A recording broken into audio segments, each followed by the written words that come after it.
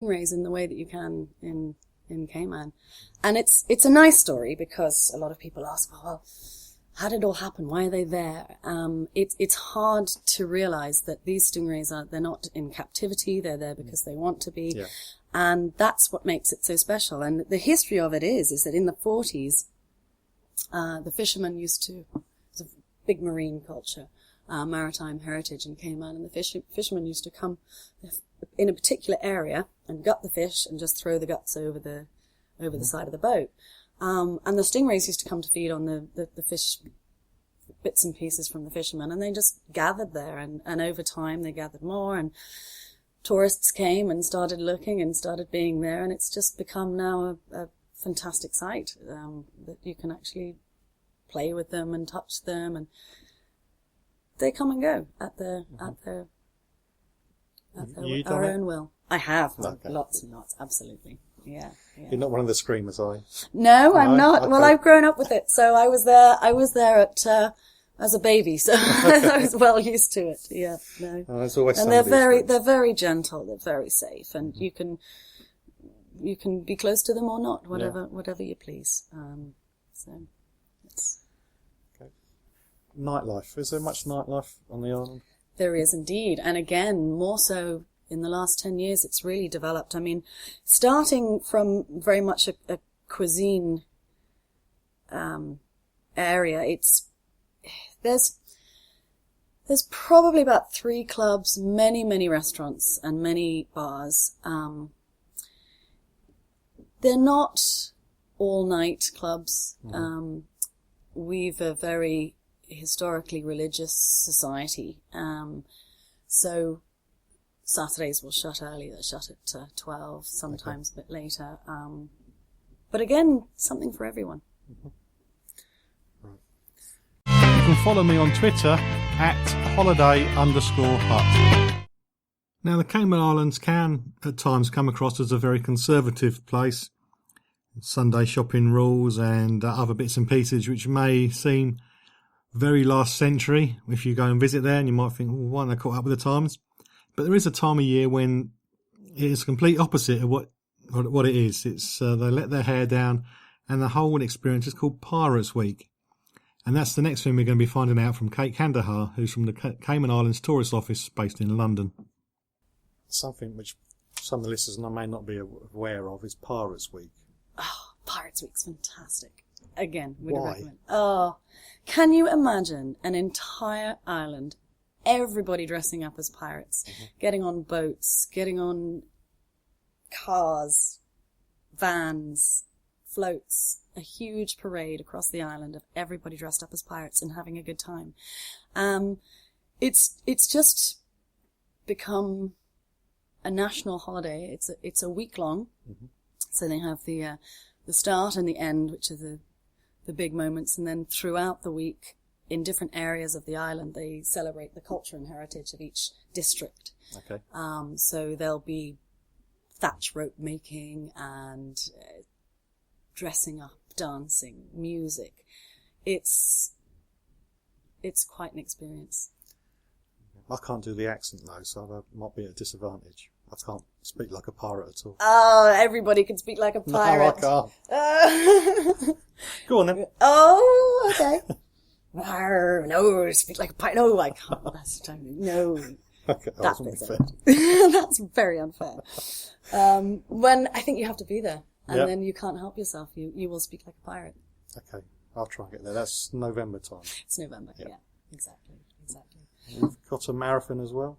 A number of marathons actually, and new ones starting. Again, sports. The Flowers Sea Swim has become one of the largest open water sea swims.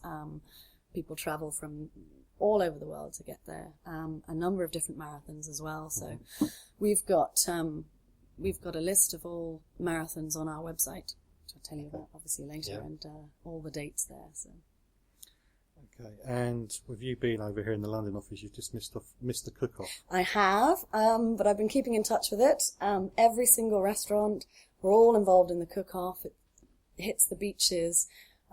It's again a celebration of all of the food that is eaten, and from very Caribbean style all the way through to haute cuisine is mentioned and celebrated. So it's another great time to go.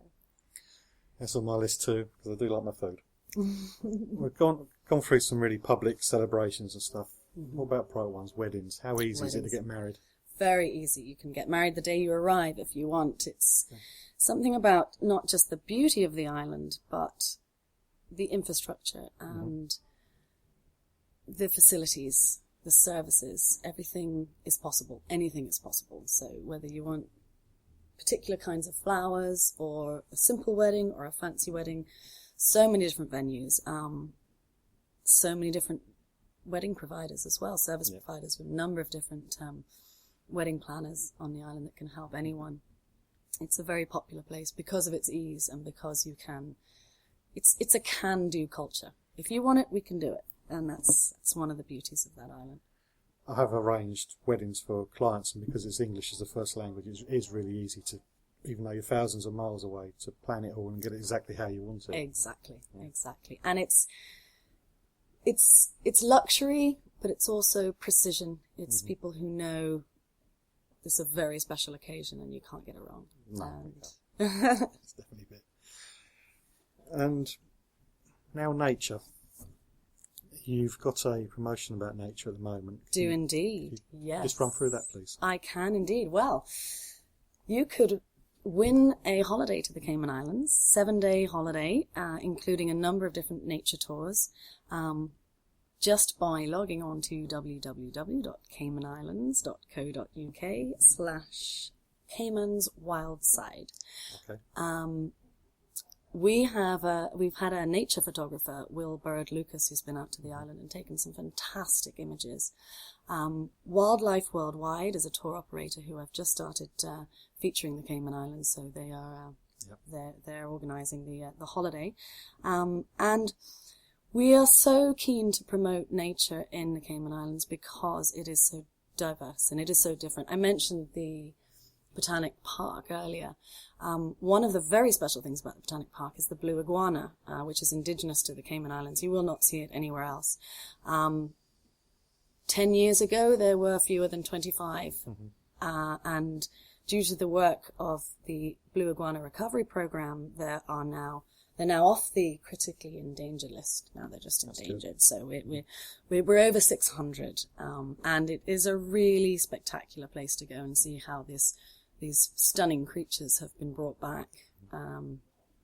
So it's definitely one to do. We've got some fantastic resident wildlife experts who will take tourists through areas that they wouldn't necessarily get to on their own, pointing out specific species of plants and birds. It's very unique. So we're really happy to be able to promote this holiday, focusing on nature. Brilliant. Okay, well, if somebody wants to go and stay in the Cayman Islands, how do they find out more? We have what we're calling Cayman Concierge. It's a very personalised service through the Department of Tourism.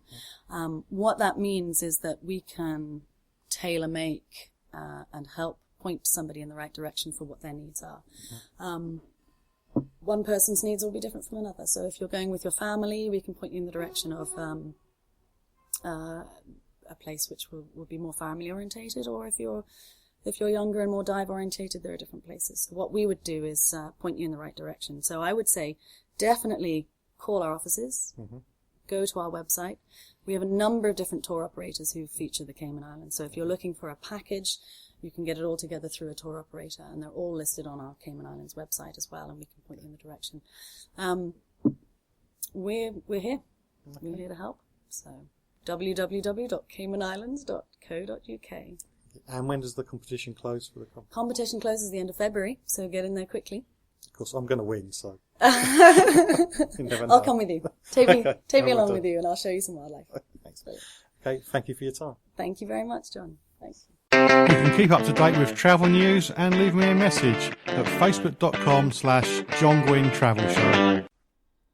On the John Guinn Travel Show this week, I'm replaying an interview I did with Danielle and Kate from the Tourism New Zealand office in London back in March 2013. During the conversation, we'll be talking about how big New Zealand is, how far away, what visitors should see and do, where's a great place to get pizza. But first of all, we start off by by finding out how far away New Zealand is from the UK.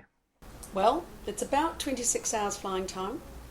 And it really doesn't matter, it really doesn't matter which way you go. I mean, we typically, because we like flying with Air New Zealand, we go via LA now. But, you know, when people say it's such a long way away, we always recommend that they do a stopover. And obviously there's a plethora of places that you can stop over. LA with Air New Zealand, you can go to San Fran and Vancouver, I think, with Air New Zealand and their co-chairs. You can go via Hong Kong, Singapore, Dubai, Bangkok. So make it part of the journey rather than jumping on a plane and hauling yourself all the way down there, because you'll feel a lot better for it as well when you actually arrive, because a 10-hour flight is more manageable psychologically and physically than 26 to 30 hours. Yeah. So, and I think people, you know, if you're going down for a couple of weeks, which typically, you know, British travellers do, I mean, they're really about a 3-weeker at the minimum. What's a night to stretch your legs, have a shower, pick up another culture, and make it part of the journey. Yeah. So we highly recommend that people do that. Okay, you mentioned you go via the States when you go across. Does that mean you have to go through American immigration each time you go? Oh, yes, good old American immigration. Yes, you do, but it's actually quite a painless process. I think the important thing people need to remember is that you need to have the visa, but it can be done online. I think it's about £14. 14, is it that much? Yeah, something like that. Yeah. And now with I know I can only really speak for Air New Zealand because that's typically who we fly with, but they have the immigration there pretty much at the gate now. So you don't have to go through what a number of us have experienced, that painful process of going downstairs into the immigration hall and then going outside and coming back up the escalators and going around again. And for the regular travellers with Air New Zealand or those in business class, they've got access to the lounge now. They had a holding lounge, I guess you'd call it, like a little mini Koru lounge, but they've actually stopped using it in that, and you just walk through a space now and out into the main concourse area, so visitors can actually go out and do shopping or grab a coffee or a bite to eat or something, and then they go to another gate and board again with those people joining the flight from LA. So it's really not the painful process that people have in mind. And Air New Zealand are also building their new Star Alliance lounge, which they're going to be managing, and that's got, what terminal is that at again? It's got a man's name. I think it Tom is somewhere. the Tom Bradley International Terminal. Yeah. They're moving in there about early 2014. So Air New Zealand will actually be managing it, and Anastasia, who's the Koru manager there, will be taking on that project. So in about a year's time, the experience will be that much more pleasant. Yeah. Okay. So we're talking about visas. How easy is it for somebody from the UK to get into New Zealand? As long as you're a resident, passport holder, UK passport holder, you can stay, I think, about up to 6 months. Okay. Which is ample time to spend in New Zealand. 6 months is a good time.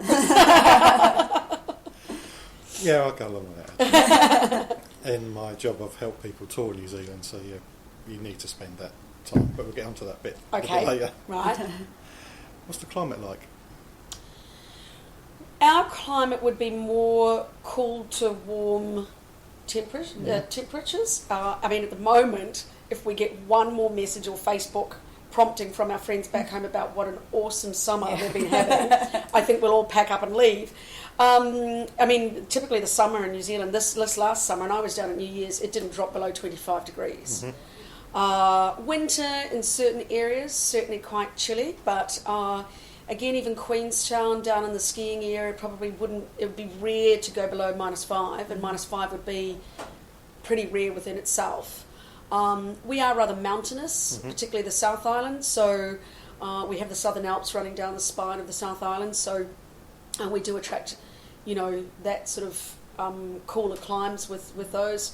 They're quite high mountains. In the North Island, well, that's actually one of the nice things about New Zealand, is that the from the top to the bottom, the contrast is so diverse. I mean, I always say that you can be deep sea fishing or scuba diving up in the Bay of Islands and then jump on a plane and go down to Queenstown the next day and go skiing. And in summer, in the spring skiing, I grew up in Queenstown. We skied in t-shirts. around sort of that September period, September and